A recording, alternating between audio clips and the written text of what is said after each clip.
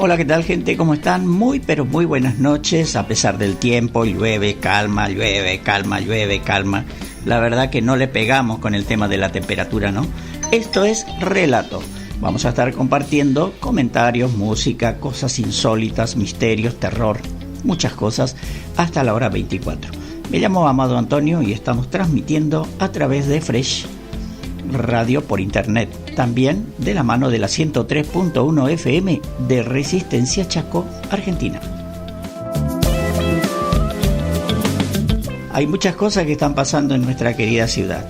Hay marchas docentes, hay reclamos de todo tipo. Al parecer los sueldos ya no están alcanzando como antes y lo que habían prometido no lo están cumpliendo. También vamos a tener, por supuesto, esta noche, como ya hemos pasado la publicidad, una charla entrevista con el abogado Roberto Rodríguez. En instantes nada más, después del temita musical. También le informo que culminó el Festival de la Poesía en San Luis del Palmar el pasado 21 de marzo. Y ahora tenemos las palabras de su organizador, el presidente de la SADE, Sociedad Argentina de Escritores Filial Corrientes, el señor Avelino Núñez. Tenemos algunas apreciaciones que consiguió nuestra entrevistadora Silvia Ranciaro.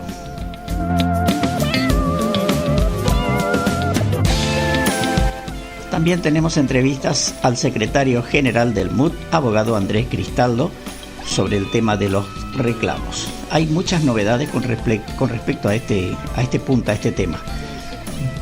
De la mano por nuestra querida entrevistadora Silvia Ranciaro.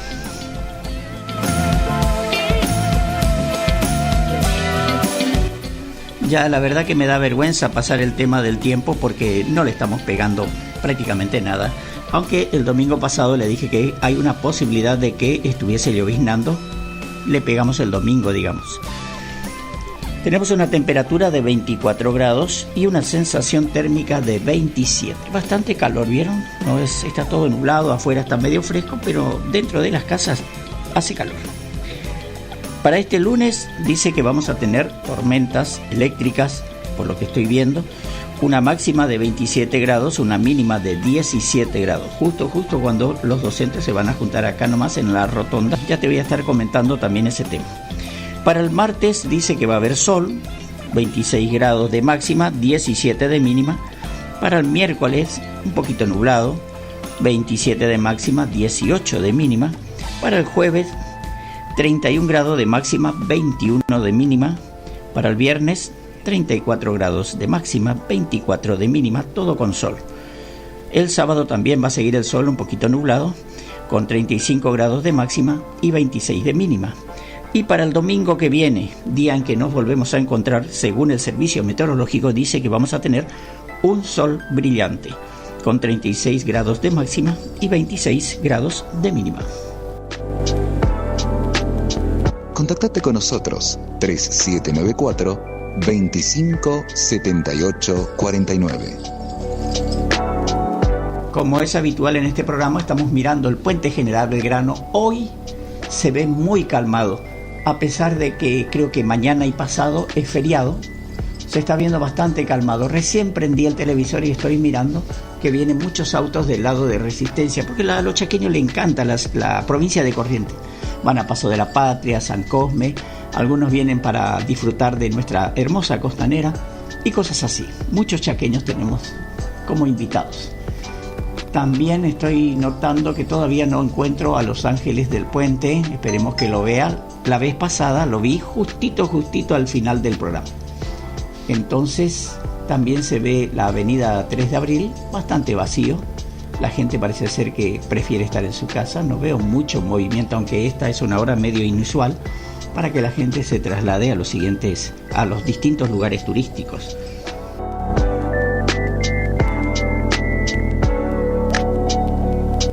Vamos a estar compartiendo también cosas de misterio. Hay muchas cosas lindas de misterio. El tema de los perfumes. Vieron que a veces uno siente un perfume y le trae recuerdos. En este caso es medio terrorífico, pero pasa exactamente lo mismo. También vamos a hablar sobre una casa misteriosa que ocurren cosas paranormales. También el tema de la puerta, que la verdad que es algo muy cierto. sea o no alguien que esté, un demonio, un fantasma, lo que sea, que esté golpeando a la madrugada, no hay que abrir la puerta.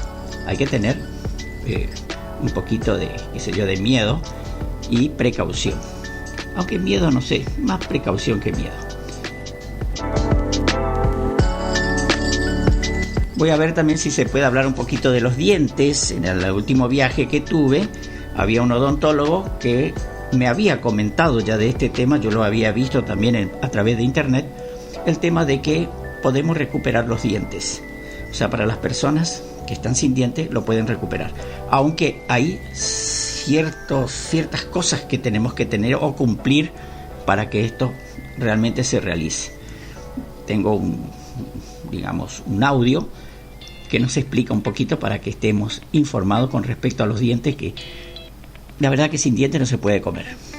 No es disfrutable la comida, aparte de tener dientes postizos no es lo mismo que tener los dientes reales.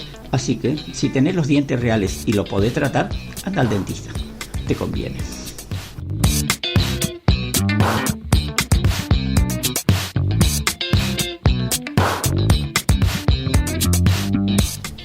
Así vamos al encuentro de un temita musical aquí en esto que es Relato. Hasta la hora 24 te voy a estar haciendo compañía. Pero qué calor que está haciendo, ¿no? Estoy con el abogado Roberto Rodríguez. ¿Cómo le va, doctor? Muy buenas noches. Buenas noches, Antonio, y buenas noches a toda su queridísima y gran audiencia. Ajá, lo que estamos queriendo nosotros es enterarnos lo que habíamos hablado esta mañana con respecto a qué opina usted con respecto a los reclamos que están haciendo los docentes. Bien, primero que el reclamo se enmarca dentro de una conflictiva salarial que no es nueva dentro del ámbito de la educación a nivel provincial. Me parece que este reclamo es un reclamo que viene reciclado desde ya varios años, y me parece que estos reclamos vienen siendo tapados muchas veces con algunos parches muy provisorios que, a decir verdad, no son adecuados para la situación remunerativa del sector docente. Yo no soy docente, aclaro, ¿sí? Pero en consideración de lo que establece la ley, ¿sí? Me parece que hay muchas cuestiones que los organismos gubernamentales pasan por alto, algunas normativas constitucionales y demás, y bueno, la cosa se transforma en esto que después estos parches terminan siendo una explosión en un reclamo como el que sucedió ayer, antes de ayer y toda esta semana, no solamente acá en Corrientes Capital, sino también en otras ciudades del interior. Uh-huh. Algunos docentes se estaban comunicando conmigo y me estaban diciendo de que el descuento fue malicioso, porque a algunos le descontaron hasta 400.000 pesos. ¿Le parece bien que ese puede ser un descuento por un paro docente? Mira, primero y principal, siempre lo que tiene que primar en la ley, ¿sí? O por lo menos en lo que es la aplicación de una sanción, tiene que ser la proporcionalidad. Y una sanción tiene que ser proporcional. Imagínese usted que con ese criterio va a ser lo mismo el que roba una manzana que el que roba un banco. No se le puede aplicar a los dos la misma pena. Claro. ¿Me explico? Sí. O sea, si bien los dos cometen distintas acciones que son de igual características, pero no es lo mismo una cosa ni la otra, porque los bienes que están comprometidos son muy distintos, de mucho, uno tiene un valor y el otro tiene. Entonces, en este caso, si un docente, ¿sí?, ejerce su derecho a huelga, un derecho que, claro, lo tienen garantizado los docentes, uh-huh, ¿sí?, por la normativa constitucional, y están amparados no solamente en la normativa constitucional, sino también en todos los pactos internacionales que protegen los derechos del trabajador. Tienen derechos igual que todos los demás trabajadores. ¿Tienen derecho a reclamar un salario justo? Por supuesto, tienen que reclamar un salario justo, es lo que corresponde. Claro, el gobierno provincial luego se echó un poquito para atrás y si quiere le leo el comunicado, dice así: reintegro del complemento docente ante los descuentos aplicados por inasistencias durante el paro docente. El gobernador Juan Pablo Valdés ordenó al Ministerio de Hacienda y a la Dirección de Personal el reintegro inmediato y total del complemento docente provincial, dice código 193 y 632, al 19% de docentes activos alcanzados. Dice 19%, pero me parece que son más lo que hicieron los paros docentes y pone 19%. A ver, pero pasa que ese comunicado, yo lo había leído hoy más temprano, pero es confuso, porque el 19%, ¿a qué representa? ¿A los que hicieron paro o a los que no hicieron paro? ¿Por qué? Porque no se sabe si el descuento se hizo al 100% de los docentes. Claro. ¿Me explico? Sí, le entiendo. Y si devuelven al 19%, quiere decir que al otro porcentaje, al 81%, si la matemática no me falla, le estarían devolviendo el proporcional, y al otro 19% le estarían devolviendo el 100%. Claro. ¿Me explico? Sí. Entonces, no tiene el comunicado, esto ya es una apreciación personal, ¿sí? Me parece que peca en el sentido de que no es claro a quién se le va a devolver ese dinero. Claro, ¿sí? No es claro, ese es el tema, ¿sí? ¿A quién se le va a devolver? Bueno, esperemos que el miércoles, que es lo que dice el comunicado, el miércoles creo que dice, se le devuelva, 25, van a tener acreditado. Ajá. Pero de todas maneras esto va a llevar, yo creo que van a llevar muchas acciones judiciales también, porque sea de las dos maneras, de cual como sea, ¿sí? Ya sea que se le vaya a devolver solamente el 19% porque el 81% hizo paro, o sea porque se le va a devolver al 19% que fue el que hizo paro y el 81% restante se le va a devolver el 100%, ¿sí? Uh-huh. Sea cualquiera de las dos matemáticas, va a llevar adelante, se van a llevar adelante acciones judiciales correspondientes a lo que es la confrontación y el conflicto que existe hoy en día entre lo que es el derecho del trabajador de hacer una huelga, ¿sí?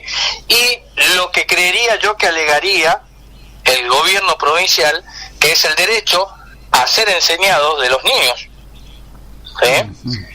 Porque es lo primero que siempre se habla cuando hay esta confrontación de principios de constitucionales y demás. Entonces, bueno, pero ¿qué vale más? ¿Vale el derecho a huelga o el derecho de los niños a ser enseñados? Y a decir verdad, los dos tienen la misma característica. Y quien destraba la cuestión y el nudo es el gobierno provincial, en este caso. Porque el gobierno provincial es el garante, ¿sí?, de pagar bien los salarios como corresponden a los docentes, para que los docentes puedan justamente llevar adelante la acción de enseñar y garantizar el derecho a ser enseñado de los chicos. Ningún docente va a ir a enseñar gratis tampoco. Uh-huh. ¿Me explico? Sí. Usted sabe que al conversar con usted, la verdad que tiene razón. Dice al 19%. He visto comentarios en Facebook donde que dicen fuimos más del 19%. Pero se me hace a mí que el gobierno provincial descontó a todo el mundo. Y de los que no faltaron, tiene razón, ¿eh? Claro, o sea, queda, yo leyendo la información que me habían pasado, una captura de pantalla, no entendía si era el 19% el que hizo paro o al 19% del 100% que no estuvo en el paro. Entonces al 81% se le van a pasar el descuento remunerativo, pero proporcional. Entonces no está muy claro eso, no se sabe bien. Creo que el Ministerio de Educación es el que tendría que definir esa cuestión, y ahí se van a saber exactamente cuál es la cantidad de personas, de docentes que fueron que hicieron paro, y que bueno, siempre las cifras oficiales dicen una cosa, los gremios dicen otra cosa y los docentes dicen otra cosa muchas veces también. Claro. Usted sabe que usted tiene razón, doctor. Escúcheme, escuche esto, le voy a leer. Acá creo que hay una aclaratoria porque la verdad que es confuso. Dice, además, ahí sonaron todos los docentes otra vez. Instruyó a las áreas intervinientes para adecuar la normativa. El descuento por días no trabajados en adhesión a medidas de fuerza se aplicará de forma proporcional sobre el complemento docente provincial. Una regla, dice, clara, justa y transparente según ellos, alegando el código 193 y 632, ¿no? Sí.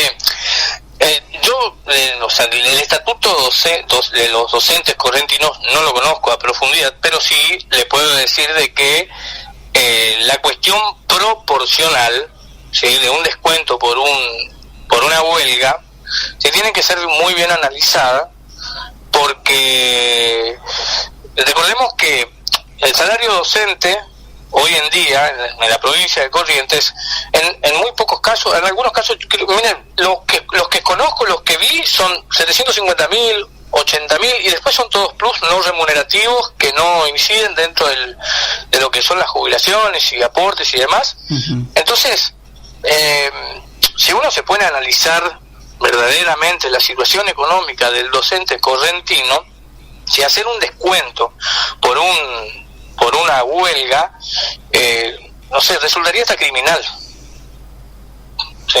Claro. Porque realmente decir que el docente correntino está bien pagado, y yo creo que es mentirnos todos en la cara y desconocer una realidad que viene desde hace ratísimo tapada con distintos parches, como son estos pluses y todos estos parches que van poniendo en materia administrativa, y que eso no incide directamente en el salario real del docente. El docente el día de mañana que se jubila con el salario real que figura en su recibo de sueldos. Claro. No se jubila con el plus. No. ¿Sí? Lo mismo le sucede a los policías, solamente que los policías en otra situación, porque los policías, al ser establecidos como un servicio esencial, ellos no pueden llevar adelante acciones de huelga, más allá de que hay muchos intentos, y bueno, pero en este caso el docente sí tiene otras herramientas para pelearla, para lucharla y para buscar una equidad en cuanto a lo que es su remuneración. Yo sé que hay mucha gente que no le va a gustar o no le gusta, porque de hecho cuando se habla en el ámbito, por ahí las opiniones están plagadas justamente de subjetividades, en donde las opiniones se dejan llevar muchas veces por un partidismo o por una ideología, y acá la cuestión no es ideológica, acá la cuestión que está en juego es la educación de los niños. Uh-huh. Sí, la verdad que tiene mucha razón, doctor. Y lo que más me llama la atención es la publicidad con la que está enfrentando estos momentos del nuevo gobierno que tenemos en la provincia. Por ejemplo, después, como para, no sé, engañar a quién, dice, vamos hacia un sistema de incentivo docentes moderno y justo, donde la información llegue a toda la comunidad sin intermediarios, donde cumplir tenga valor real, o sea que te dice que vos no podés hacer paro, donde nuestros chicos no pierdan días de clase, a pesar de que ellos también hacen muchas cosas que el chico pierde días de clase. Están preocupados, dice, por nuestros chicos no pierdan días de clase y los docentes que trabajan sean reconocidos. Yo digo, ¿reconocidos en qué? Porque hay tanta publicidad que si usted se da una vuelta por las escuelas, doctor, va a notar que hay asientos que están prefabricados con la misma mesa, o sea, la parte de la mesa lo ponen como asiento para tratar de recuperar una silla. Claro. Hay escuelas enteras, y he leído también, yo pensé que era solamente algunas, no, son muchas, en la que se pierde hasta 20 minutos porque los chicos al inicio de la hora salen a buscar sillas, porque hay cursos que tiene 30 y otro que tiene 22. Casualmente, bueno, hablando de la cuestión, el año pasado, sí, yo había iniciado una campaña solidaria para una escuela de aquí de Capital, queda para comprar aires acondicionados para la escuela 34 Santo de la Espada. Y bueno, con mucho esfuerzo con la cooperadora, haciendo arroz con pollo los fines de semana, yo me había puesto a disposición de ellos para bueno, yo era el que puse el dinero para empezar a trabajar. Bueno, hicimos una especie de conteo del dinero, de lo que se juntaba semana a semana hasta llegar a los montos que necesitábamos para comprar un aire acondicionado. O sea, un esfuerzo del docente junto con los tutores para arreglar, ¿sí?, la escuela en donde los niños van a aprender. Me parece esto es una opinión mía, pero creo que es generalizada también, que acá en Corrientes hay plata para cualquier cosa menos para las escuelas. Uh-huh. Hay plata para hacer 2 millones de cosas, pero para poner las escuelas en condiciones no hay. Si bien, ¿sí?, la publicidad, entre comillas, dice de que están arreglando la escuela esta, están arreglando la escuela la otra, que inauguraron una escuela, porque hace unos días atrás habían inaugurado una escuela, si mal no recuerdo, creo que en el barrio Ponce, por ahí, ¿sí? La realidad es que cuando uno empieza a recorrer los colegios, ¿sí?, se va dando cuenta de que las escuelas están, en algunos casos, están muy olvidadas, y los docentes también. Yo diría, y siempre digo lo mismo, de que si un docente, ¿sí?, cobra lo que cobra, y si para el gobierno provincial, para el gobierno nacional también, porque acá no es una cuestión de partidismo ni nada, pero si con eso se puede vivir, bueno, que un diputado, que un senador, que un intendente, que un gobernador, que un concejal, que todos ellos vivan con ese dinero también. Si todos podemos vivir con ese dinero, bueno, tenemos que vivir con ese dinero, se puede vivir. ¿Cuál es el problema? Uh-huh. Aparte, el gobierno dice que tenemos el mejor sueldo de la nación, así que pueden vivir, pero como reyes. Pero por supuesto, vivan con ese dinero, ¿sí?, un gobernador, un intendente, un vicegobernador, los diputados, los senadores, ¿sí?, sin asesores, ¿sí?, porque sin asesores, y a ver si se puede vivir con ese dinero. Yo no soy docente, pero conozco perfectamente la situación de los docentes. Me he criado y he vivido lo que es la educación pública. He estudiado, toda mi etapa educativa fue dentro de la educación pública, y realmente me solidarizo con los docentes correntinos, me pongo a disposición de ellos, y es más, como ya te lo había comentado hoy más temprano, no tengo ningún problema de trabajar ad honorem, ¿sí?, para los trabajadores docentes correntinos, ¿sí? Ya me voy a poner en contacto con los gremios para poder canalizar un convenio y poder llevar adelante las acciones que correspondan para llevar adelante los reclamos que los docentes tengan, porque la verdad que la situación del docente correntino, más allá de lo que se quiera decir, es desesperante. ¿En forma privada también se le puede hacer consultas y esas cosas y pedidos a usted, doctor? No hay ningún problema, siempre que sea docente y que sea de la cuestión, yo estoy a disposición para ayudar en lo que se pueda ayudar, ¿sí? No, eso no hay ningún inconveniente, pero obviamente siempre es mejor cuando se van a canalizar los reclamos, ¿sí?, que se canalicen de una manera grupal, ¿sí? Si bien independientemente cada uno puede llegar a tener un reclamo, ¿sí?, pero por ejemplo en esta cuestión no sé quién es el gremio que está representando hoy en día a los docentes en su mayoría, porque no sé muy bien, pero por ejemplo llevar adelante un convenio con ellos es lo que formaliza justamente la consigna de dar una ayuda al trabajador, ¿sí? Pero independientemente de eso también se puede trabajar de manera independiente con los docentes. Con los docentes del establecimiento puede ser, porque hay muchos que no están en una obra, sí, no están en un sindicato, digamos, no están afiliados a ninguno, y no sé, se le puede llamar, por ejemplo, una reunión de profesores, que le llamen para que usted se haga cargo de ello, que presenten una nota. Entonces usted, como había dicho que era en forma gratuita, se reencarce. Sí, reitero por eso, siempre y cuando sea referente a la cuestión docente, claro, yo estoy siempre a disposición para ayudar en lo que se pueda ayudar, ¿sí? pero principalmente para poner de manifiesto y en conocimiento que la situación del salarial del docente correntino es paupérrima, es pésima, y es mentira que los docentes son los mejores pagados en el ámbito nacional, porque no es así. Ahora, si le sumamos todos los plus, y aún así todo, me parece que no llegamos a catalogarlo como el mejor salario, porque ya de por sí la canasta básica está muy alta, la inflación, no es que no hay inflación, y los salarios docentes están igual. Exactamente, así es, doctor. Le hago una preguntita.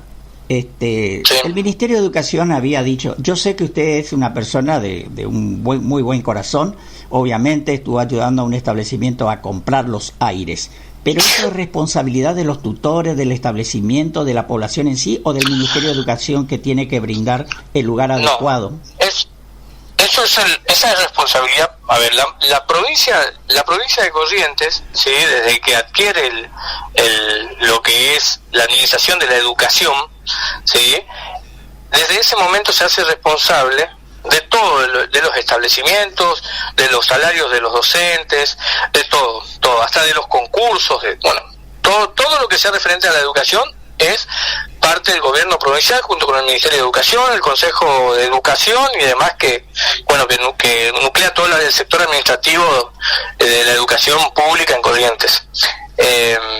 Los tutores, ¿sí?, lo único que tienen que hacer, ¿sí?, es llevarle a los chicos a la escuela, porque para eso se pagan impuestos, ¿sí? Y hablo de impuestos, no de impuestos que la luz o el agua, no. Hablo de los impuestos que se pagan en cuanto a lo que son los alimentos, ¿sí?, en cuanto a lo que es cuando alguien va a sacar inclusive plata de un cajero, ¿sí?, los famosos impuestos municipales, ¿sí?, los ingresos brutos, ¿sí?, todo eso, todas esas partidas que se le descuentan al trabajador, ¿sí?, son partidas que van directamente a la educación, a la salud y a la seguridad. ¿Sí? Lamentablemente, en Corrientes, ni la salud, ni la seguridad, ni la educación están bien. Todos están con presupuestos recortados, con presupuestos prácticamente por el piso. Les podemos decir que que el gobierno nacional lo manda a la coparticipación que corresponde, y sí puede ser, pero también la provincia de Corrientes necesita un plano productivo, un plano industrializado que sea sostenible en el tiempo y que pueda generar recursos, ¿sí?, para la provincia de Corrientes, y de esa manera poder administrarlos para pagar mejor a los docentes, para pagar mejor a los médicos, para pagar mejor a la seguridad, pero sin una matriz productiva, sin una matriz de industrialización. Siempre es la materia prima nada más la que se maneja en Corrientes. Es muy difícil. Y si uno se pone a ver, ¿sí?, en la provincia, en la ciudad de Corrientes, ¿cuántas empresas privadas, ¿sí?, que industrialicen la materia prima hay? No hay ninguna. Ninguna. O sea, vamos a encontrar alguna pyme, ¿sí?, una pequeña o mediana empresa, pero a nivel industrial ninguna. Las pocas industrias que teníamos en Corrientes se fundieron, se fueron, se perdieron.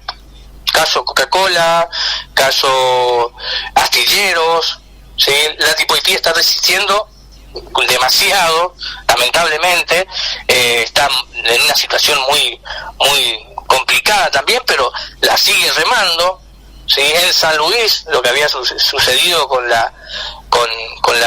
esta empresa que fabricaba zapatillas, ¿sí? La situación es complicada. Mire, le cuento una cuestión, y esto ya es una anécdota que creo que refleja mucho la situación en la que están la educación y la población de Corrientes. Mi cuñado se está por recibir de ingeniero, ¿sí?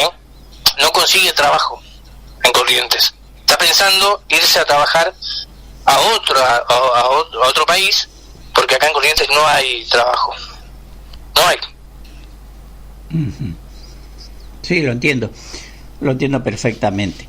Yo creo entonces que, hablando de la parte docente, los tutores también deberían apoyar al docente, ya que sus hijos están en un lugar insalubre, porque hay lugares que no hay ventiladores, funciona uno solo, y si la cooperadora no compra los ventiladores, los chicos no tienen con qué abanicarse. Otra de las cosas que le quería decir, aparte de eso, que hacen mucha publicidad, estuvieron colocando ahora una app para que los tutores pudiesen ver cómo van. Todos sabemos que el tutor responsable va a la escuela, o sea, es un gasto innecesario nuevamente. Lo que necesita el chico es tener silla decente, banco decente y un espacio decente donde que pueda disfrutar un poco del fresco, porque los calores de corriente ya no va más el ventilador. Es malo para el docente, es malo para los chicos. Que mire, es como que cuando, no sé si se vio, pero sí se notó mucho que en otras provincias, por ejemplo, se prohibía el uso de celulares en las aulas. Bueno, pero está bien, le prohibís el uso del celular al estudiante, pero el estudiante no tiene una silla donde sentarse. Exacto. O sea, no tiene nada que ver. Se le puede poner una aplicación, todo, pero el estudiante necesita solamente 2 cosas, 3 en realidad, para sentirse contenido dentro de un aula. Primero, el aula de por sí, la escuela obviamente, pero lo que necesita es un asiento, una mesa y el docente. Claro. Y el apoyo de los padres. El apoyo de los padres es fundamental. Exacto. Otra preguntita que le quería hacer. Me han dicho algunos, yo he colocado, porque también estuve discutiendo con respecto a la cooperadora.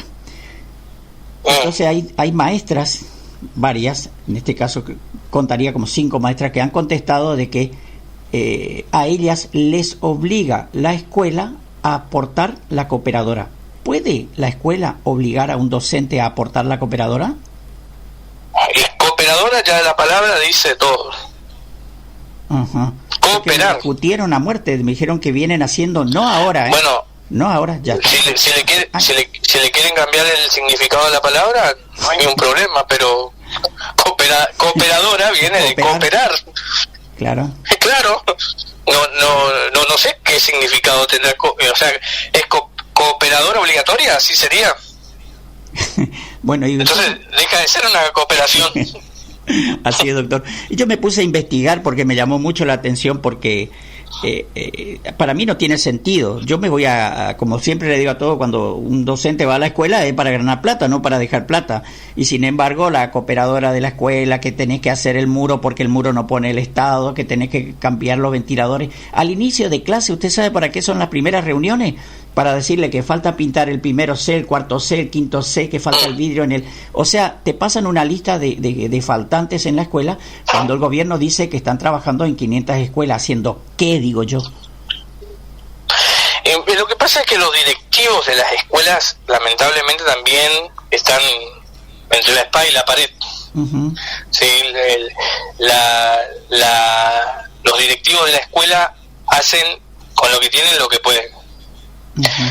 Conozco directivos de escuelas que trabajan muy bien con los tutores en cuanto a lo que es la cooperadora y se lleva adelante obras que dependen solamente de la cooperadora, no dependen del gobierno provincial. Y es más, creo que en la mayoría de las escuelas, ninguna escuela va y pide al gobierno provincial que le haga una obra, sino que siempre se encargan las cooperadoras de las escuelas. Pero no debería de ser así. Para eso el gobierno provincial es el que tiene el presupuesto en educación para invertirlo justamente en educación, y las condiciones edilicias de una escuela son parte de ese presupuesto. Así es. En mi escuela, por ejemplo, estuvieron juntando dinero para hacer el muro. Yo me negué a ayudar y dije que el Estado de la provincia es el que se tiene que encargar. Entonces dice, pero los chicos no están seguros, entonces que vayan los tutores a pedir al Ministerio de Educación que coloque el muro porque sus hijos no están seguros. Yo voy y enseño porque tengo que perder dinero. Entonces no pasó ni 4, 5 meses, 6 meses que estuvieron juntando dinero, que vino el Ministerio de Educación y se puso a hacer las cosas que les corresponden a ellos. Hicieron todo el muro perimetral. Por eso decía, me parecía extraño que la parte docente primaria, y no es sola una maestra, son varias las maestras que me dijeron que ellos hace años son obligadas a aportar a la cooperadora 5.000 pesos, en este caso algunos 8.000 y hasta 10.000 pesos mensuales para mantener la cooperadora, y con el aliciente de que las madres ya no están aportando y un montón de otras cosas. Entonces me parece... pero la familia, las madres, los padres, o sea, no son ellos los que administran la educación pública. Claro. Es el gobierno provincial. Es así.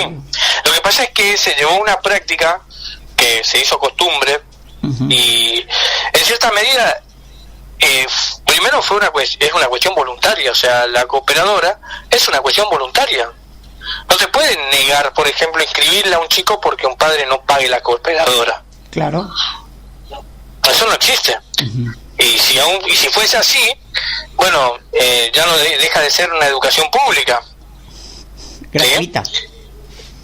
Claro, gratuita, pasa a ser una educación... No, gratuita no, porque el término gratuito está mal también. Porque gratuito no es nada. Todos pagamos la educación. ¿Sí? Eso es verdad. Todos pagamos los asientos. Sí, indirectamente pagamos con los impuestos. Claro, todos pagamos la educación pública. Entonces gratuita no es. ¿Sí? Ahora, yo no tendría ningún problema en aportar el 50% de mi salario, de mi sueldo, con tal de que el docente esté bien pagado, que los chicos estén bien vestidos, que vayan a una escuela, pero lamentablemente la plata, cuando uno la deposita, cuando uno deposita esa confianza y deposita la fe en que va a ser bien administrada y demás, bueno, termina yendo para cualquier lado. Esa es la realidad. Sí, la corrupción mata las cosas buenas.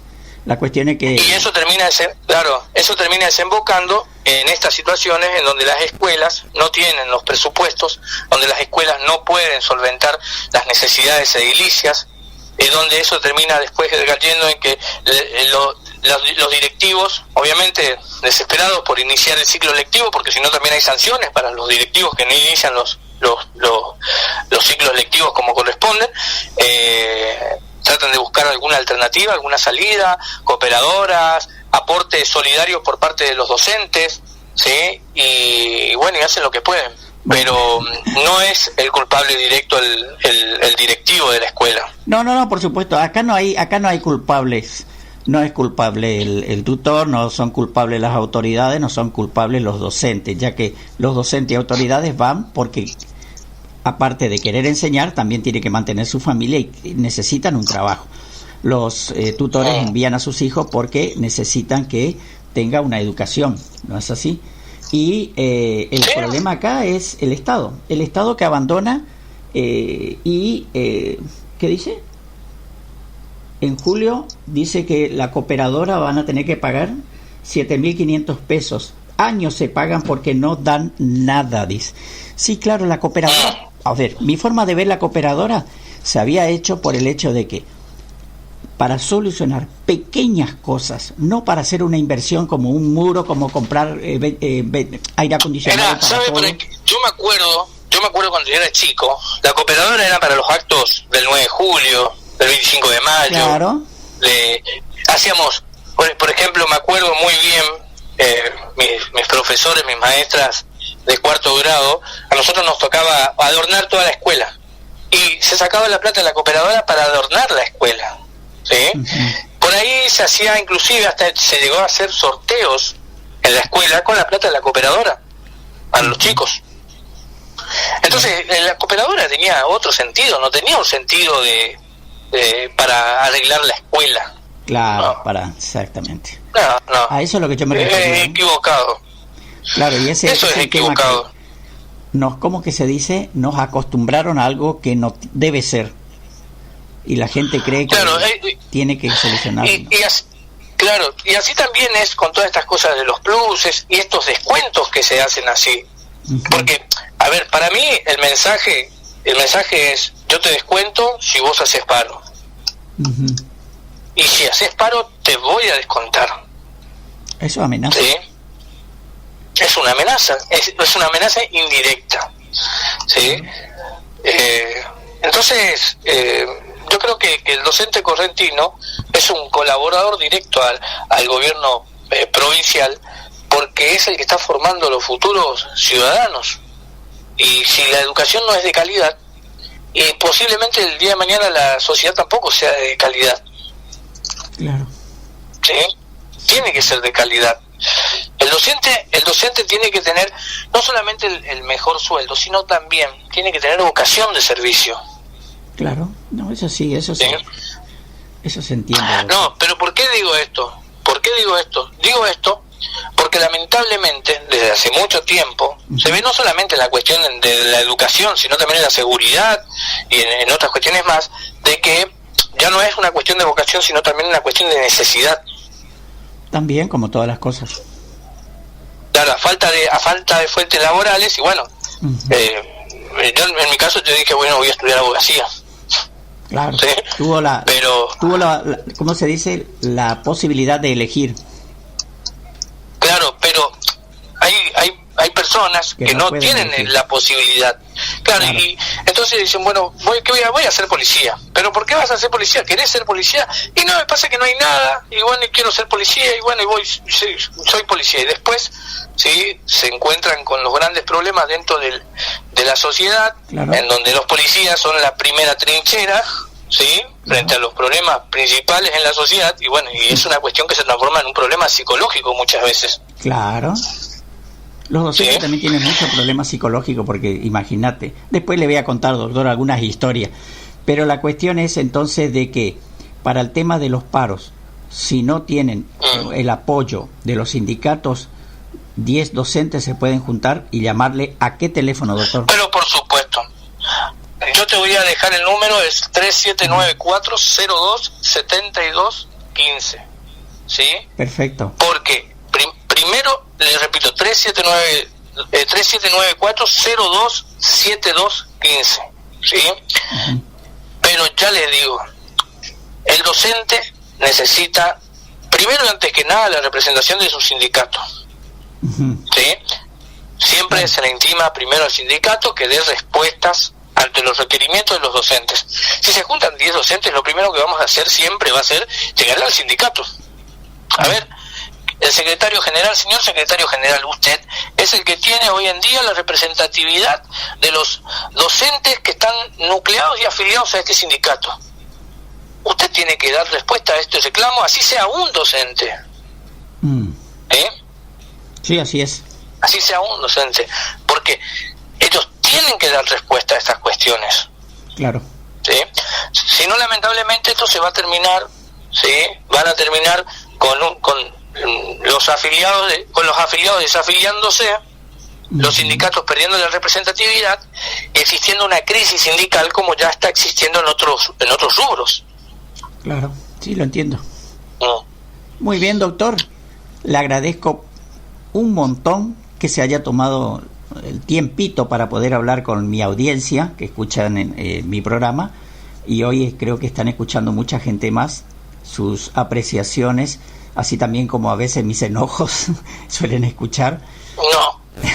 No hay que enojarse, porque el que se enoja acá, lo único que hace es pierde tiempo de vida. Cierto. Hay que solucionarlo. hay que tratar de buscarle la solución a los problemas. Lamentablemente, claro, nosotros no tenemos la solución a todos los problemas, no, claro, pero por lo menos sí tenemos que tratar de ver a ver cómo se puede esquivar todos estos mal sabores que tiene el docente. No tiene que tener ningún mal sabor. El docente, el único mal sabor que tiene que tener es el de tener una pila de exámenes para corregir, nada más. Ese tiene que ser el dolor de cabeza del docente. Bueno, gracias, doctor. El docente tiene que ser el que tiene que ser el mejor pagado en esta sociedad. Están criando y están educando a la sociedad el día de mañana. Exactamente, ¿sí? Y el día de mañana que un diputado, un senador, un concejal, un gobernador, un vicegobernador y todo el arco político cobre lo que cobra un docente, a ver si se puede vivir con esa plata, y bueno, ahí creo que vamos a estar en iguales condiciones y vamos a saber si realmente es así como muchos dicen que se tiene el mejor salario a nivel nordeste. Veremos, dijo el ciego. ¿Qué le estaba por decir? Y bueno, solamente me queda invitarlo este lunes creo que es a las, déjeme ver, este lunes 23 a las 10 de la mañana en la Rotonda de la Virgen. Se van a estar reuniendo los docentes autoconvocados. Y un abrazo gigante para usted. Bueno, a disposición, y el lunes vamos a estar ahí. Listo, doctor. Que tenga buenas noches. ¿Estamos? Hasta luego. Igualmente para usted y para toda la audiencia. Gracias.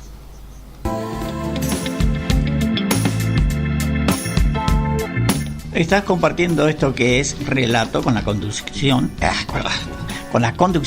de Amado Antonio desde la ciudad de Corrientes, Argentina. También estamos en contacto directo con la 103.1 FM de Resistencia.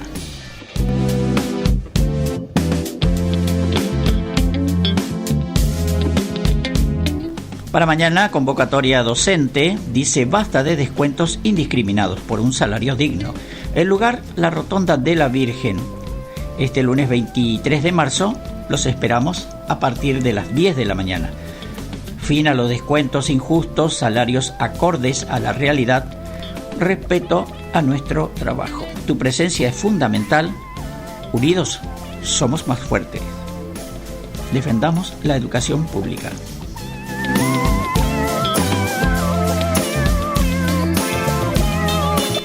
También tenemos la entrevista con el secretario general del MUD, el abogado Andrés Cristaldo, en una entrevista muy buena que le realizó nuestra colaboradora Silvia Ranciaro. Vamos a escuchar de qué se trata. Muy buenos días, doctor Andrés Cristaldo. Un gusto saludarlo nuevamente para esta emisora que constantemente lo estamos contactando para temas diversos. Usted ya se puede decir que es un habitué de nuestra casa. ¿Cómo está, doctor Cristaldo? Buenos días. ¿Nos puede informar a toda la audiencia en qué consiste este nuevo reclamo docente que en el día de hoy se está llevando a cabo? Por favor, ¿se puede presentar su cargo, la responsabilidad que está usted teniendo en este momento en todo este tema que se presenta conflictivo?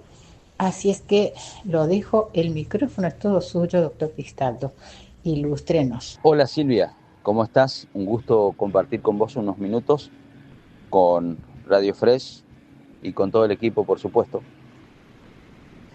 Para poner en contexto cuánto gana un docente hoy que recién se inicia sin antigüedad en la provincia de Corrientes, está ganando alrededor de 965.000 de bolsillo. Y si tiene jornada extendida, 1.015.000 pesos. Y por supuesto, si tiene hijo en edad escolar, va a cobrar por este mes, por única vez, 230.000 pesos. Hago esta aclaración para poner en contexto de lo que es el sueldo docente. Y ahora voy a pasar a referir o a mencionar sobre la cuestión de las paritarias. Las paritarias en la provincia de Corrientes, hay una ley que rige, pero no está reglamentada esa ley paritaria, por ende no tiene la fuerza como en otras provincias o en el país. Y los reclamos docentes son de dos tipos. Tenemos que hablar de uno netamente salarial y de otro que tiene que ver con reclamos desde la currícula, también de la cuestión edilicia, de material didáctico y demás. Hago esta aclaración porque siempre por ahí o en algunas oportunidades se escucha desde el periodismo, desde las familias, inclusive de los tutores, hablar despectivamente que siempre es lo mismo, reclaman sueldo y parece que nunca le alcanzan, pero en estas reuniones de paritarias, entre comillas, se hablaron de estas dos cuestiones. Después también se agregó a estas cuestiones el funcionamiento del área de reconocimiento médico, que son las que permiten otorgar o auditar las licencias, las altas y bajas, también el funcionamiento de la obra social de IOSCOR y en la cuestión salarial, por supuesto que siempre está la cuestión de la movilidad, la cuestión de cómo influye el combustible en la tarea docente, cómo influyen los gastos esenciales, por así decirlo, y no me quiero olvidar ninguno, pero el aumento de la carne, por ejemplo, repercute mucho en el sector docente, el aumento de las tarifas eléctricas en los servicios públicos, sabiendo que la EDPEC en algunos casos tuvo un incremento hasta de un 100% en las tarifas de energía eléctrica, más allá de que todos sabemos que todavía no pagamos la tarifa real en la Argentina porque todavía tenemos subsidio. Resumiendo, tenemos la cuestión de la obra social, la cuestión del funcionamiento del IOSCOR, los rubros en negro que se abonan los docentes, los que no sufren los aportes necesarios para después ver reflejado en la jubilación. Muchas veces se ve que los docentes cuando se jubilan cobran a casi un 50%, en algunos casos un 40% menos de su sueldo, y obliga a hacer reclamos judiciales. Son varias las cuestiones que se ponen en la mesa de negociación y siempre hay que abordar cada año. Por supuesto que no se tiene la respuesta, el salario es insuficiente, este aumento es insuficiente para el sector docente, hay un rechazo generalizado, empiezan a haber movimientos sociales de reclamos sindicales, gremiales y sectores autoconvocados, y veremos cómo sigue esto. Siempre hay que poner en contexto los reclamos. Hay un contexto de la Argentina que viene superando una crisis o quiere superar esa crisis, una caída en la recaudación, que es el principal argumento del gobierno, que dice que enero y febrero y también marzo están viendo la merma en los recursos de coparticipación que recibe el gobierno nacional, y sabemos que Corrientes es altamente dependiente de los recursos de coparticipación nacional. Así que eso es más o menos un panorama de cómo está la cuestión docente.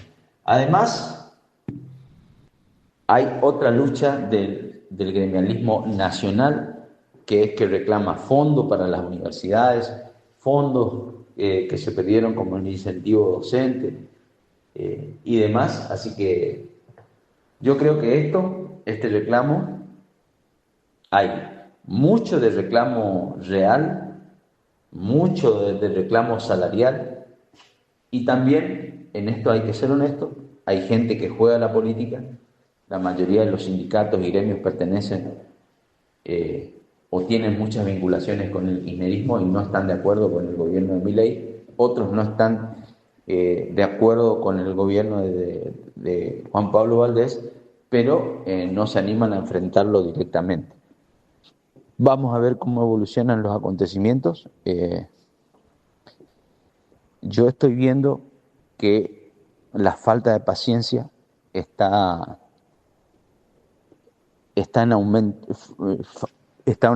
es decir, no creo que si el gobierno no reacciona, no toma nota, no explica, no sé cómo puede desencadenarse. Veremos cómo siguen los acontecimientos. Bueno, sí se entiende perfectamente, hay un combo muy difícil, muy complicado de situaciones políticas que van en distintas direcciones y no sintonizan en la misma frecuencia, y eso hace que también no se llegue a un acuerdo. Pero claro, las necesidades urgen, se entiende perfectamente. El reclamo docente se entiende también, que es un combo variado, porque indudablemente son muchos los aspectos que entran en la bolsa de negociaciones, se puede decir, del petitorio que tienen estas personas. Pero si al menos se viera por parte del gobierno un intento, pero dado lo que me referís, Andrés, es evidente que también hay un erario público un poco deficitario, no está en su mejor momento económico como para responder a todas los justos pedidos de estas personas, porque son justos, no se niega que son justos los reclamos, pero ante un panorama no muy grato de parte de las finanzas públicas, se puede decir que intenciones buenas pueden haber, pero en lo concreto no hay nada positivo por el momento. No, naturalmente que el 6% es insuficiente, no alcanza.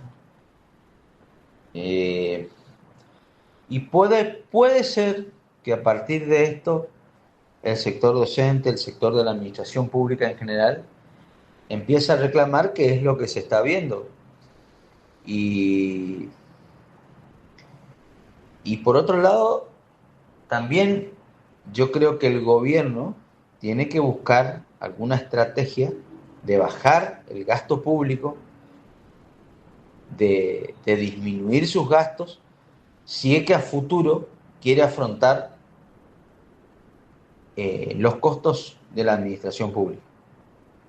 Por lo menos eso es lo que pienso, siento, o buscar otra forma de recaudación con una estrategia de bajar impuestos, algún tipo de atractivo para inversiones, ¿no? Totalmente, doctor Cristaldo, así es, totalmente acertada su apreciación. Le agradezco muchísimo sus conceptos y bueno, si quiere usted despedirse, quiere agregar alguna otra cosa, iríamos cerrando la nota. No, simplemente gracias y por el tiempo, por la deferencia. Y bueno, desde el sector docente, del sector de la administración pública, naturalmente que vamos a bregar porque se mejore la recaudación, se mejoren los ingresos, pero también que se hagan las inversiones correspondientes, cuidando el dinero de todos, porque esto es una ecuación. Si se gasta mal, repercute en la administración pública en general y en la eficiencia o no de los servicios públicos. Y cuando hablamos de servicios públicos tenemos que incluir a la administración pública en general y a la educación en particular como algo esencial. Así que gracias a ustedes, abrazo y saludos a la audiencia. Agradecemos infinitamente al doctor Cristaldo. Bueno, sí, tiene toda la razón, hay que buscar soluciones alternativas. Hemos votado funcionarios que queremos que funcionen. Buenas noches y muchas gracias a la audiencia. Y como supuestamente este programa es en vivo, no es que supuestamente este programa es en vivo, hay gente que está opinando también y dice que hay ciertas apreciaciones del doctor Cristaldo, Andrés Cristaldo, el secretario general, ya que el monto que ha pasado dice que no es verdad. Hay docentes que me están escribiendo y me dicen que con antigüedad casi llega a 900.000 pesos. Casi llega significa que no llega a 900.000 pesos. Y hay que tener en cuenta que es con horario extendido. Aparte, otra de las cosas que se estaban quejando también es que la obra social no funciona. Hay docentes que se tienen que ir a operar en los hospitales públicos. Ya no poder irte más a un sanatorio, digamos, porque el gobierno no paga. Otra de las cosas que dicen también de que el tema de achicar el Estado no debería ser en la escuela, ya que hay establecimientos que tienen una sola persona a la mañana y una sola persona a la tarde para la limpieza del establecimiento. Así que imagínense, disminuir sería sacar esa única persona que limpia a la mañana y la única que limpia a la tarde. Entonces tendrían que disminuir el Estado o los gastos innecesarios, que los hay y los hay mucho. Hay que ir midiendo un poquito eso. Muchas obras, pero el pueblo no está viviendo bien. Bueno, le agradecemos entonces al secretario general que se sumó aquí con su comentario en esto que es Relato.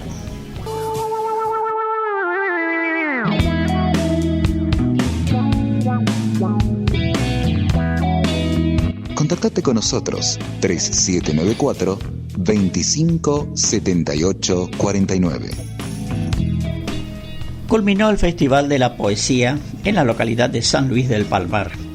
Culminó, creo que fue este 21 de marzo o 20 de marzo, por ahí.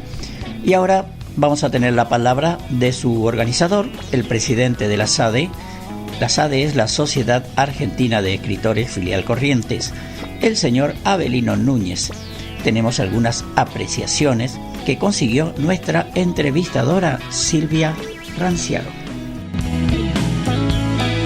Muy buenos días, ¿cómo está, señor Avelino? Aquí le estoy llamando de Radio Fresh, que con su repetidora 103.1 Resistencia queremos saludarlo y que nos cuente un poco sobre las novedades. Preséntese, por favor, su cargo y lo que lo ocupa en este momento, que es el tema del Festival de la Poesía. Tenga usted muy buenos días. Muy buenos días, estimada Silvia.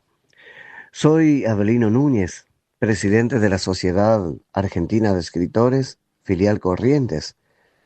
Y por supuesto, como nuestra institución se dedica exclusivamente a lo literario, nos convoca, ¿no es cierto?, este 21 de marzo, donde vamos a estar festejando el Día Mundial de la Poesía, a organizar este festival para beneplácito de nuestra sociedad y participación activa de nuestros poetas. La verdad que tenemos un semillero enorme de escritores, de poetas, de gente que trabaja con la palabra.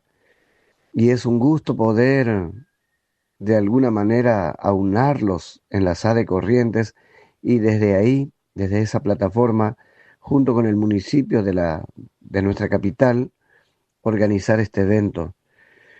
Te cuento, Silvia, que anoche, digo ya anoche porque comenzó a las 19 horas, ese horario impreciso, ¿no?, entre el final del día y el comienzo de la noche. A veces pienso que ese horario no es de nadie, porque no pertenece ni al día ni a la noche. Bueno, dimos inicio a nuestro festival. Hizo el acto inaugural la señorita Clarisa Rodque, quien es una persona que está representando a la municipalidad. Estuvo ella haciendo el acto, tuvo a su cargo las palabras inaugurales, ¿no?, para después darle a la escritora Mirna Neumann del Rey, que en este caso, ¿no es cierto?, hace la apertura del festival. Tuvimos algo de 40 y tantos de poetas que pasaron anoche y hoy son más de 50, o sea que vamos a estar trabajando intensamente. Para nosotros, el Día de la Poesía es muy significativa, porque este día de alguna manera se declaró, ¿no es cierto?, Día Mundial por la UNESCO, allá por 1999. En realidad lo que se busca con esto es reconocer la poesía como una forma de diálogo intercultural, de expresión, como un ADN de nuestra identidad cultural, ¿no es cierto? Nosotros, en Corrientes, hacía un buen tiempo ya que no andábamos teniendo festivales, y la verdad que sorprendió la cantidad de gente en el día de ayer. Hoy vamos a estar trabajando intensamente, de nuevo, para concluir mañana en San Luis del Palmar, donde la escritora Nilda Beatriz Sena ya está llevando todo adelante para recibir a los escritores de la capital de Corrientes, del interior y, por supuesto, del propio San Luis. Así que, Silvia, estamos trabajando intensamente, felices porque también tenemos el apoyo de nuestras autoridades municipales, que siempre viene bien para que nos facilite las herramientas y podamos hacer un buen trabajo. Le dejo un saludo enorme y gracias por difundir esta actividad que estamos llevando adelante. Un abrazo literario, más bien un abrazo poético. Magnífico, magnífico. Veo que hubo un gran despliegue, señor Avelino. Decía, ¿no? Gustavo Adolfo Bécquer, podrá no haber poetas, pero siempre habrá poesía. No fue este el caso, por lo visto, en nuestro bendito suelo correntino, que sí hay poetas y hay poesía. Ambas cosas se conjugaron. Qué bueno, me gustaría saber cómo desarrollaron ustedes ese festival, cómo se da, porque vi un elenco larguísimo de, no sé si participantes o escritores, tienen que estar personalmente y declamar sus poesías, o cómo lo hacen. Me gustaría que le explicara al público así para que si quedó alguno que quiera participar en el próximo evento, sepa cómo hacerlo. Gracias, señor Avelino, y lo dejo tranquilo porque sé que está usted muy ocupado. Tiene muchas obligaciones. Un gusto y que tenga muy buenos días. Gracias por prestarse a esta entrevista. Silvia, y te cuento que la convocatoria lo hacemos de manera abierta por medio de Facebook, invitando a aquellos poetas que quieran compartir sus producciones, se inscriban. Y por otro lado, ya tenemos conocimiento de los poetas más destacados, más relevantes de nuestra provincia, a quienes invitamos directamente. Eso no significa que solamente haya un elenco de poetas con trascendencia. También hay jóvenes que escriben muy bien y que a quienes invitamos para que participen activamente de este festival. Solemos dejar un correo o un WhatsApp donde puedan manifestarse y decir: quiero participar del Festival de Poesía. Mi nombre es fulano de tal, y así nosotros inscribimos. Por supuesto, tenemos una charla para indicarle bien las modalidades y después ya es todo un mecanismo aceitado. Se inaugura el festival, los participantes de ese día van, se invita a amigos, parientes, al público en general. Anoche hubo mucho público, Silvia. De esa manera llevamos adelante. Es decir, no solamente poetas encumbrados pueden decir su poesía, sino todo aquel que tenga algo para decir, poéticamente hablando.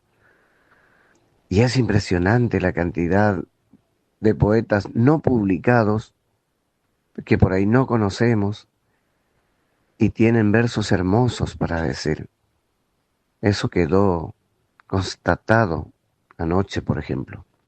Así agradecemos al señor Avelino Núñez, que es el presidente de la SADE, Sociedad Argentina de Escritores Filial Corrientes. Muchas gracias. Noche lluviosa, lloviznosa más que nada. Una temperatura más o menos acorde, aunque dentro de las casas hace calor. A pesar de que llegó el otoño, el verano no se quiere ir. Comenzamos esto que es la parte de suspenso y misterio en relato. Hay personas que no quieren creer y dicen que es una pavada, que no existe, pero quizás es porque nunca tuvieron la oportunidad, y espero que no la tengan, porque a veces se horrorizan tanto que les hace mal encontrarse con cosas inexplicables, como pudo haber pasado a muchas personas. En este cuento vamos a hablar sobre la puerta. Si te golpean a la noche, mejor no abras la puerta. Puede ser algo o alguien que no te conviene ver en ese momento. Otra de las cosas que dicen también es que si saliste y te olvidaste algo, andate nomás, no vuelvas, porque es mala suerte. No sé si será o no, cuántas veces se me habrá perdido a mí. No habré llevado cosas, volví y me volví a ir otra vez. Pero no hay que jugar con la suerte. La suerte es la suerte. Y ahora vamos a hablar sobre el tema de la puerta. Abrir de noche. ¿Abrimos o no abrimos la puerta? ¿Qué decís vos? ¿Abrirías la puerta si te golpean en plena madrugada? ¿Qué harías? Desde que me mudé a esa casa, hubo algo que nunca me dejó tranquilo. No era el silencio, no era la soledad. Era una regla que me dijeron el mismo día que llegué. El hombre que me alquiló la casa era mayor, de esos que hablan poco, pero que cuando lo hacen tú eliges escuchar. Cuando me entregó las llaves, dudó un momento antes de irse, como si estuviera pensando en si decirme algo o no. Al final habló. Aquí las noches son tranquilas, dijo. Asentí. Entonces él agregó, demasiado. No entendía yo a qué se refería, pero antes de subirse a su camioneta, me miró y dijo algo que en ese momento me pareció extraño. Si alguien toca la puerta a las 3 de la mañana, no abras. Pensé que era una broma o alguna costumbre rara del campo. Yo me sonreí como quien escucha una historia sin importancia, pero él no sonrió de vuelta. No importa quién sea, continuó, no abras. Luego se fue y me dejó solo con esa frase dando vueltas en la cabeza. La casa estaba lejos de todo, no había vecinos cercanos, solo campo y más campo. Durante el día era tranquila, incluso agradable, pero en la noche la oscuridad lo cubría todo. No había luces en la distancia ni ruidos de autos, solo el viento y a veces algo más. Las primeras noches fueron normales, dormía bien, sin interrupciones, hasta que llegó la tercera noche. Esa madrugada me despertó un sonido, suave, seco, como nudillos golpeando madera. Tac, tac, tac. Abrí los ojos, pensé que estaba soñando, pero el sonido volvió más claro esta vez. Tac, tac. Miré el reloj en la mesa de noche, 3 a.m. de la madrugada, exacto. Sentí un pequeño escalofrío y recordé lo que me habían dicho. Si alguien toca la puerta a las 3, no abras. Me quedé quieto, escuchando, esperando. Los golpes se repitieron, más lentos, más pacientes. Tac, tac, tac. Me levanté de la cama, no con la intención de abrir, solo de asegurarme.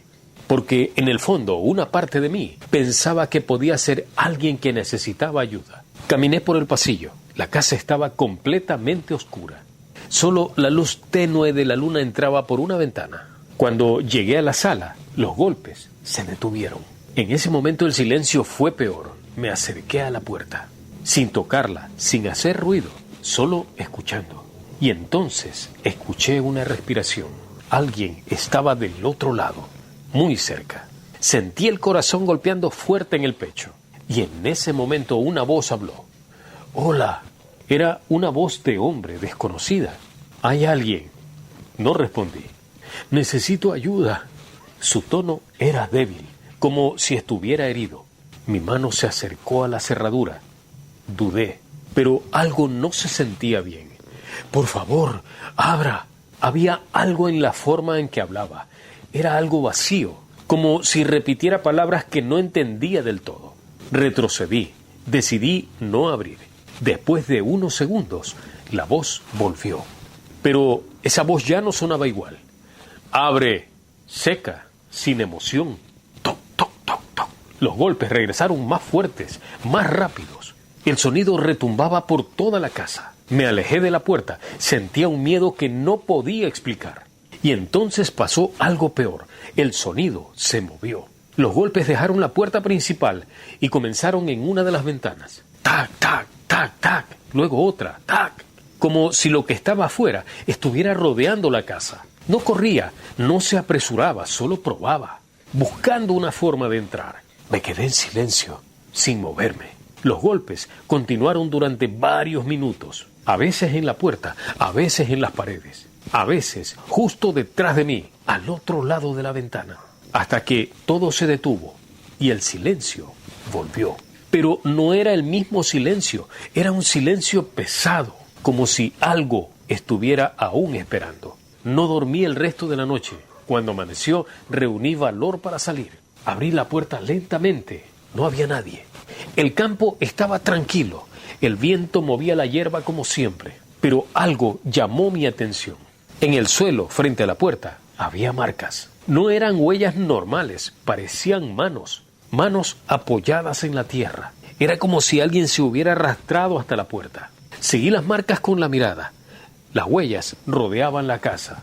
Pasaban por las ventanas, por las paredes, por las puertas traseras, como si algo hubiese estado caminando en 4 patas. Entonces me di cuenta de lo peor. Las marcas no se alejaban. No había huellas de salida. Todo terminaba en la puerta, como si eso nunca se hubiera ido. Ese mismo día fui a buscar al hombre que me alquiló la casa. Yo le conté todo, pero él no parecía sorprendido. Solo me miró en silencio durante unos segundos y luego me dijo: ¿te habló? Asentí. ¿Qué te dijo? Que necesitaba ayuda, que abriera. El hombre suspiró. Siempre empieza así, me dijo. Sentí un frío en el cuerpo. ¿Qué es eso?, pregunté. Él negó con la cabeza. No lo sé, pero sé lo que quiere. Se inclinó un poco hacia mí y dijo en voz baja: quiere que le abras para aprender a entrar. Me quedé en silencio. ¿Aprender?, pregunté. Sí, respondió, porque hay casas donde ya no toca. ¿Por qué? El hombre me miró fijo. Porque ya le abrieron una vez. Sentí un escalofrío recorrerme todo el cuerpo. Esa noche ya no regresé a la casa, pero lo peor no fue eso. Lo peor fue lo que pasó después. Porque desde entonces, no importa dónde esté, siempre hay una noche en la que me despierto exactamente a las 3 de la madrugada y escucho lo mismo. Tac, tac, tac. Pero esta vez no viene de la puerta. Viene desde adentro de la casa. Soy Renán Álava Castro y estas son historias de mi tierra.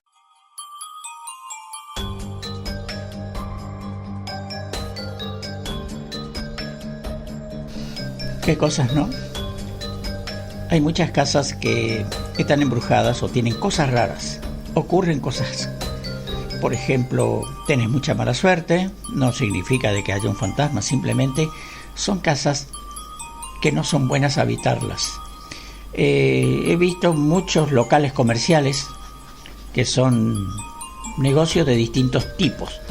Aparecen, ponen una librería, pasa 6 meses ni eso y ya dejan y aparece una carnicería. 5 o 6 meses desaparece, ya es una gomería. Y así constantemente están cambiando de rubro. Luego se quedan por tiempos largos sin nadie habitando en esa propiedad.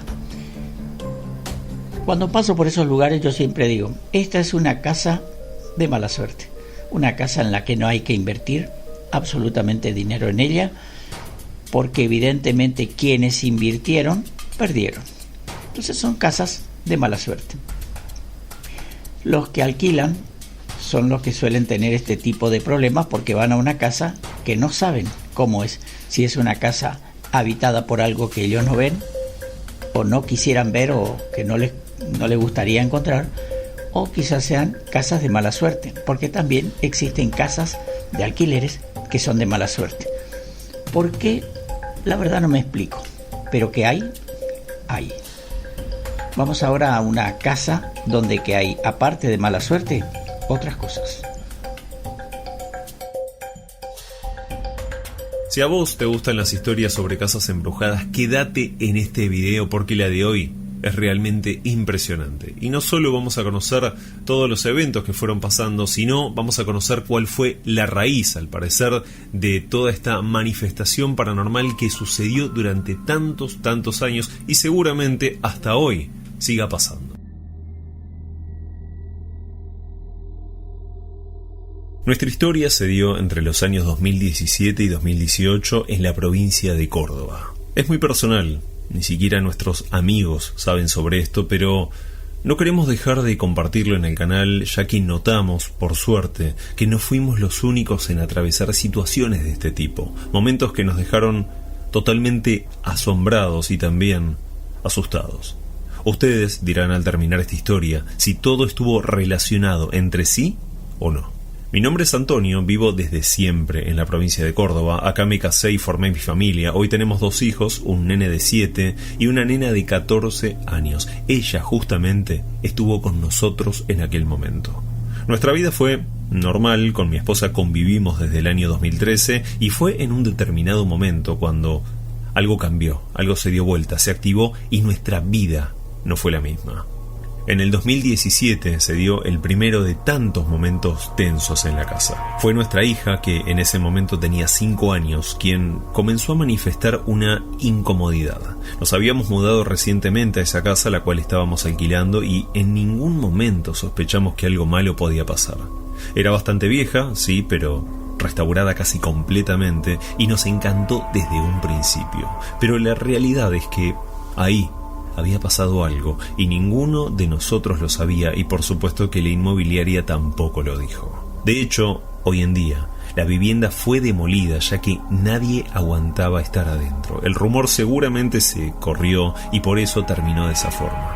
Hoy hay un dúplex y realmente no sé si la actividad sigue manifestándose. Imagino que sí, porque demoliendo la casa el problema seguramente no se terminó. Incluso tal vez hoy es peor. Pero no quiero irme de tema y voy a pasar directamente a nuestra historia, a lo que nos pasó y que, como lo dije al comienzo, nos cambió de un día para el otro. Nos cambió aquella tranquilidad y felicidad a la cual estábamos acostumbrados. Una tarde, más o menos a la semana de la mudanza, nuestra hija estaba en el living mirando la tele como lo hacía siempre mientras merendaba. Nosotros estábamos en el jardín tomando mate, había un lindo fondo para disfrutar. Escuchamos sus gritos y segundos después solamente aparece en el fondo, abraza a mi mujer. Estaba llorando y muy pero muy asustada. Mi esposa obviamente comenzó a preguntarle qué había pasado y por qué se había asustado tanto, y mientras tanto yo me fui directamente al living. Lo que encontré fue en un principio bastante confuso. La leche y las galletitas estaban desparramadas por todo el piso, la taza rota, pero no solo eso. El sillón donde ella estaba sentada estaba prácticamente dado vuelta, es decir, como si lo hubiesen empujado girándolo completamente. Espero que se entienda. La televisión, que se encontraba en una mesita ratona larga, estaba tumbada hacia atrás, pero por suerte no se cayó ni rompió porque estaba a la pared y quedó apoyada contra ella. Estaba aún con los dibujitos que mi hija estaba mirando. Un detalle que recién me di cuenta después fue que al entrar al living, las 2 luces del techo estaban titilando, y esto duró solo segundos y quedaron encendidas de forma normal. Era realmente difícil imaginar que ella pudo hacer semejante lío. Sí pudo tirar la taza y las galletitas, incluso tumbar la tele. Pero el sillón de 3 cuerpos era realmente pesado para nosotros como adultos, por lo tanto era imposible que ella con 5 años, siendo chiquitita, lograse moverlo y dejarlo en la posición que lo encontré. Igualmente reconozco que esa tarde la retamos, asumimos de entrada que fue ella, pero no tardamos en darnos cuenta que decía la verdad. Según sus palabras, estaba sentada en el sillón y sintió algo que la sujetó del brazo, que la agarró. Fue ahí que la taza se le cae, se intentó levantar pero no pudo, ya que algo la sujetaba con mucha pero mucha fuerza. En ese instante gritó tal cual la escuchamos nosotros y casi inmediatamente pudo levantarse y salir corriendo. Ella escuchó ruido detrás pero no supo qué pasó, es decir que nunca vio tumbarse la tele ni mucho menos moverse el sillón. Pero lo que realmente nos convenció no fue su relato, fue que en su bracito le apareció un moretón bastante importante y en el exacto lugar donde ella dijo que algo la agarró. Y a ver, la casa estaba cerrada, no había nadie más que nosotros 3, así que te imaginarás que fue un momento tenso y bastante confuso, porque claro, recién habitábamos la casa y no teníamos posibilidad alguna de mudarnos a otra. Esa misma noche nos despertamos por un golpe fuertísimo. Todo indicó que vino de la cocina, pero no fue así. Nuevamente algo había pasado en el living. Cuando prendí la luz me encontré con el sillón tumbado. El respaldo estaba contra el piso. Revisé toda la casa, las ventanas, las puertas, cada ambiente, y no encontré nada. Estábamos solos en la casa, por lo menos a simple vista. Pasaron los días, las semanas, y cada vez era más notoria esta actividad. El sillón terminamos colocándolo contra una pared para intentar evitar que vuelva a moverse y tumbarse. Nos dimos cuenta que lo que habitaba la casa, aquella entidad o lo que fuera, por algún motivo se manifestaba en ese lugar una y otra vez. Por ejemplo, en varias ocasiones algo le tironeó del pelo a mi esposa. A mí algo me mordió en la espalda. No me dejó marca, pero lo sentí tan claramente que me asustó. Nuestra hija no se animaba ni siquiera a pasar cerca del living, ya que fue en varias oportunidades que dijo ver a una mujer y a un hombre que la miraban. Era algo impresionante, pero se escuchaba un llanto y un quejido de una mujer casi todas las noches, durante unos minutos, y después se silenciaba.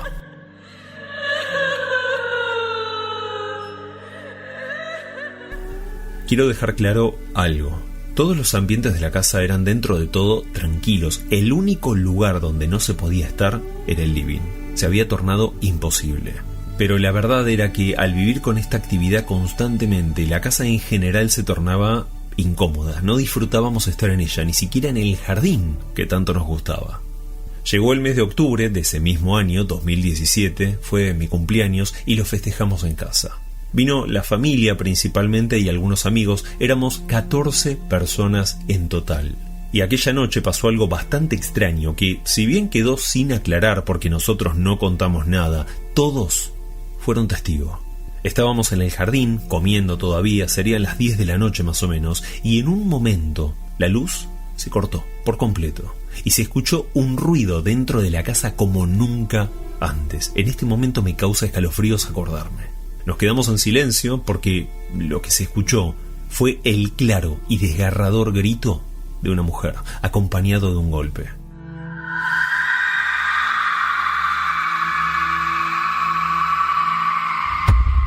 Y cuando entramos por la puerta de la cocina que daba al jardín, la luz volvió. Nuevamente, y como aquella vez, si te acordás, titiló un par de veces para después quedar todo encendido. Llegamos al living y, como me imaginaba, el sillón estaba corrido del lugar. Una de las sillas tirada en el piso y un paño de las cortinas del ventanal en el piso con los ojales totalmente rotos, como si alguien se hubiese colgado. Mi hermano fue el que inmediatamente asumió que el perro de mi cuñada, porque lo había traído, había hecho tal desastre, y todos aquella noche acompañamos esta idea. Algo igualmente ridículo, porque el perro era de porte mediano, no era posible desde ningún punto de vista que corra el sillón. En cuanto al grito, creímos que vino de afuera. Nosotros, con mi esposa, sabíamos perfectamente cuál era la verdad, sabíamos que la presencia de aquella casa se había manifestado, pero decidimos dejar que todo quede como una simple anécdota. Días después tomamos la decisión de llamar a una persona para que limpie la casa de estas malas energías. Como no conocíamos a nadie, buscamos en internet a alguien de la zona y dimos con una mujer que nos dio la impresión en todo momento de ser alguien honesto. Más allá que, por supuesto, el trabajo se acordó por una suma de dinero. Esta señora vino a la casa e inmediatamente, cuando entró, nos dijo que había algo malo dentro y que corríamos mucho peligro. Y a ver, esto era algo que parcialmente le habíamos contado, así que no había que ser psíquica para hacer esta afirmación. Por lo tanto, esto nos causó desconfianza. Pero después dijo algo que nos dejó helados, asustados, algo que no le habíamos contado y que coincidía perfectamente con lo que nuestra hija había visto varias veces. Había 3 presencias: un hombre con pelo blanco, una mujer quien estaba sufriendo muchísimo y, por último, una entidad oscura que dominaba, según ella, al masculino, es decir, al hombre. No logró determinar quiénes eran, pero mediante unas oraciones mientras sahumaba la casa, dijo que por fin se habían ido y la casa estaba libre. Le pagamos y se fue. Realmente la paz duró tan solo 2 días porque todo comenzó nuevamente. La llamamos, claro que sí, pero nos dijo que evidentemente en la casa había algo tan negativo, tan fuerte, que sería imposible sacarlo y que no podía ayudarnos más. Estaba fuera de sus capacidades. La cuestión fue que convivimos con este calvario durante varias semanas más hasta que nos enteramos por medio de un vecino sobre algo terrible.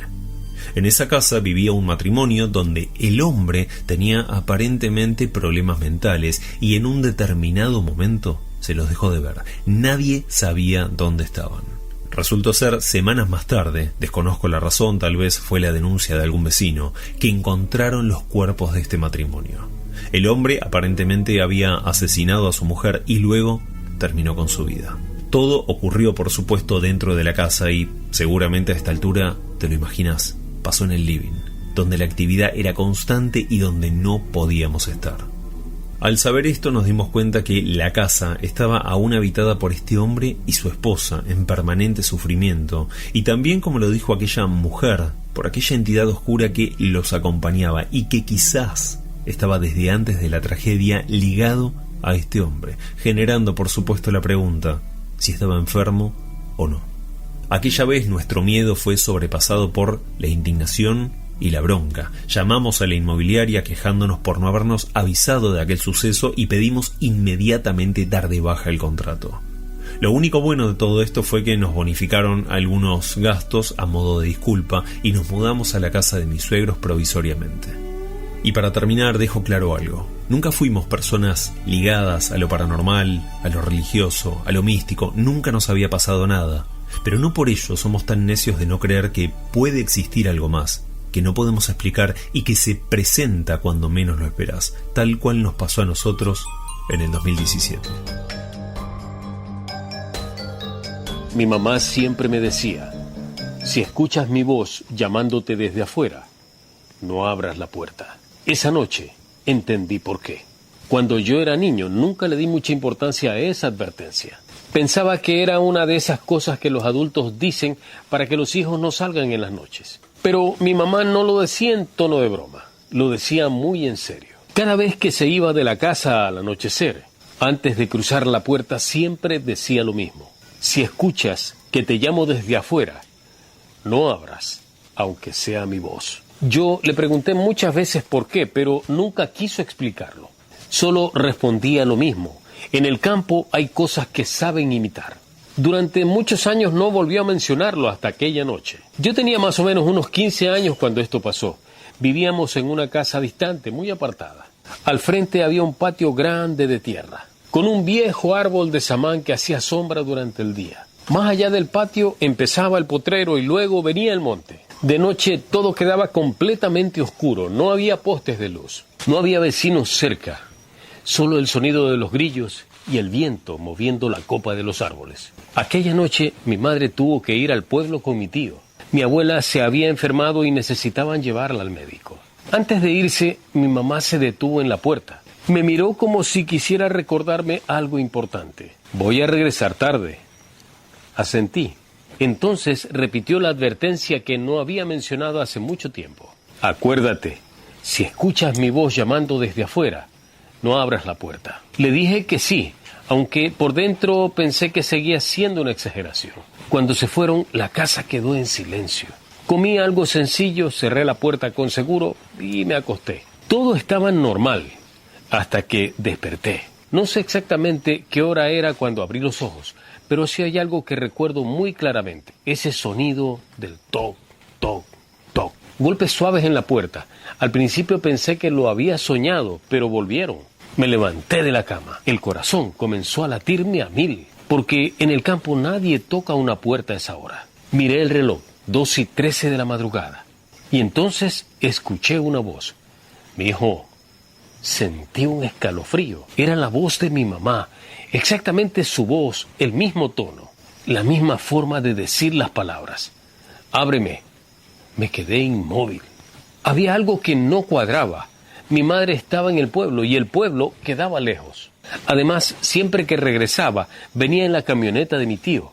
Y esa noche no había escuchado ningún motor. La voz volvió a hablar. Mi hijo, abre. Los golpes regresaron. Toc, toc, toc. Soy yo. Sentí como el estómago se me apretaba. Y entonces recordé la advertencia.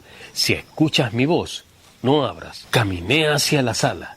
La casa estaba completamente oscura. Solo entraba un poco de luz de la luna por la ventana. Me acerqué a la puerta, pero no abrí.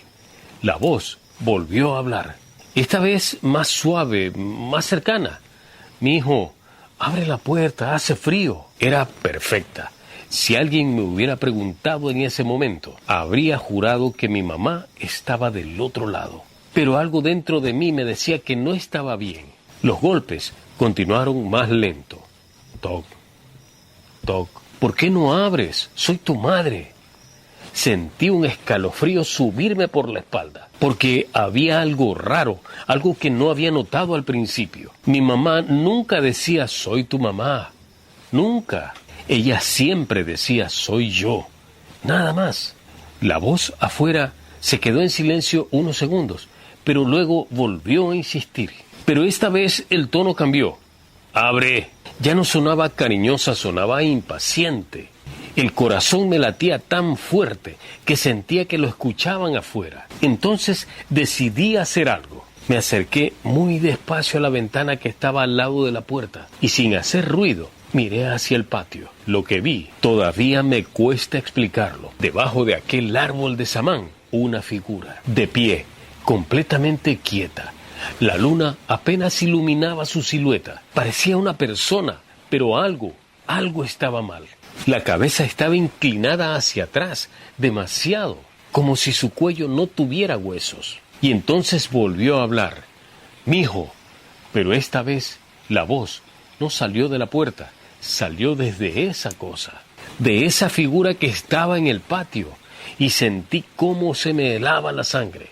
La figura dio un paso hacia la casa, muy lento, arrastrando un poco los pies, y levantó la cabeza. No pude ver bien su cara, pero supe una cosa con absoluta certeza. Eso no era mi mamá. Retrocedí de inmediato.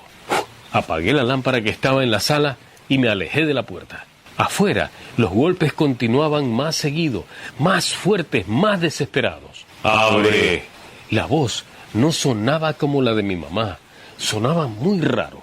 Era como si dos voces hablaran al mismo tiempo, como si alguien intentara imitarla, sin lograrlo del todo. Me quedé sentado en la oscuridad sin moverme, esperando. Después de un rato, los golpes se detuvieron. El silencio volvió, pero durante un buen rato más escuché pasos alrededor de la casa, como si algo estuviera buscando la forma de entrar. No pude dormir en toda la noche. Esperé hasta que saliera el sol. Cuando finalmente y por fin amaneció, abrí la puerta. El patio estaba vacío, pero en la tierra húmeda había huellas de pies descalzos que venían desde el monte hasta la puerta de mi casa. Lo que me hizo cerrar la puerta otra vez fue darme cuenta de algo. Las huellas estaban al revés, como si los pies miraran hacia atrás, como si esa cosa hubiese estado caminando hacia la casa, pero sin dejar de mirar al monte. Ese mismo día mi madre regresó del pueblo. Le conté todo. No me interrumpió ni una sola vez, solo se limitó a escucharme. Cuando terminé, se quedó en silencio unos segundos y luego dijo algo que todavía recuerdo. «Menos mal no abriste». Le pregunté qué era eso, pero ella negó con la cabeza. «Hay cosas que viven en el monte», dijo, «cosas que aprenden a copiar voces, y cuando alguien abre la puerta, ya es tarde». Nunca más habló del tema, pero desde esa noche entendí algo que todos saben y casi nadie en la ciudad cree. Hay algo allí fuera que espera que estés solo, que escucha las voces de tu familia y que cuando aprende a imitarlas, vienen a tocar la puerta.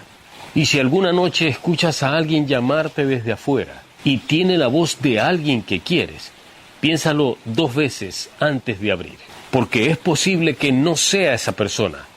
Puede que sea algo que solo quiere que abras la puerta. Soy Renán Alaba Castro y estas son historias de mi tierra. Así llegamos al final de esto que es Relato. Nos volvemos a encontrar el próximo domingo a partir de la hora 22. Otra cosita, acabo de ver a 2 chicos de Los Ángeles del Puente y estaba viendo también en los diarios de que están queriendo poner o están con la idea de tratar de colocar rejas en el puente, que es lo que yo vengo hablando hace mucho. Se necesitan las rejas, por lo menos en la parte más alta del puente, que es donde que desgraciadamente la mayor cantidad de personas se suicida.